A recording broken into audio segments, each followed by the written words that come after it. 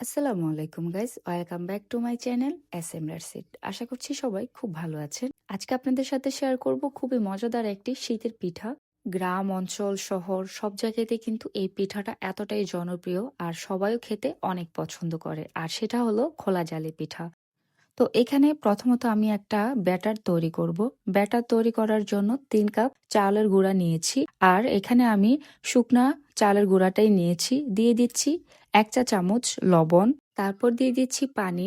আর পানিটা আমি একটু এখানে কুসুম কুসুম গরম পানি নিয়েছি, যেটা আমরা বুঝি গ্রাম বাংলায়। তো বেশি একটা গরমও না, আবার অল্প গরমও না।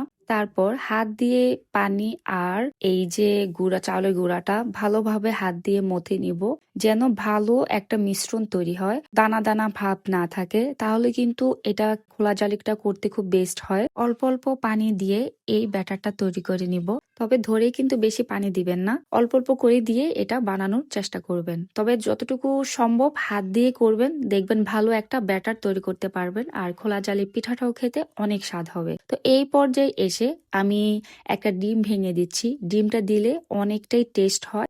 ডিমটা এখন ভালোভাবে ব্যাটারের সাথে মিক্সড করে নেব। আর এটা চাইলে আপনারা একটা হ্যান্ড মিক্সারের সাহায্য কিন্তু গুলিয়ে নিতে পারেন। আমি যেহেতু হাত দিয়ে শুরু থেকে এটা মিক্সড করে নিচ্ছি, তার জন্যই হাত দিয়ে এটা শেষ পর্যন্তই মেখে নিচ্ছি। ব্যাটারটা তৈরি করা কমপ্লিট। এটা কিন্তু আরো পাতলাও করা যাবে যদি আপনারা খোলাতে একদম ছড়িয়ে দিবেন, কোনো চামচ ব্যবহার করবেন না। আমি একটু মচমচা খাবো দেখে একটু ঘন রেখে একটা চামচ দিয়ে জাস্ট নাড়াচাড়া দিয়ে দিলাম।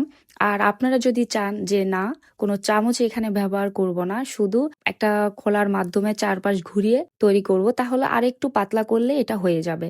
তো দেখেন আমার কিন্তু একটা পিঠা হয়ে গেছে। আর এই পিঠাটা দেওয়ার সাথে সাথে কিন্তু ঢাকনা দিয়ে দিলাম। ঢাকনা দিয়ে 15 থেকে 20 সেকেন্ডের মতো রেখে আবার উঠাই ফেলবো। নিজে নিজে এটা হয়ে নিজে নিজে উঠে যাবে, কোনোভাবে আপনার চামচ বা কিছু দিয়ে এটা উঠাইতে হবে না।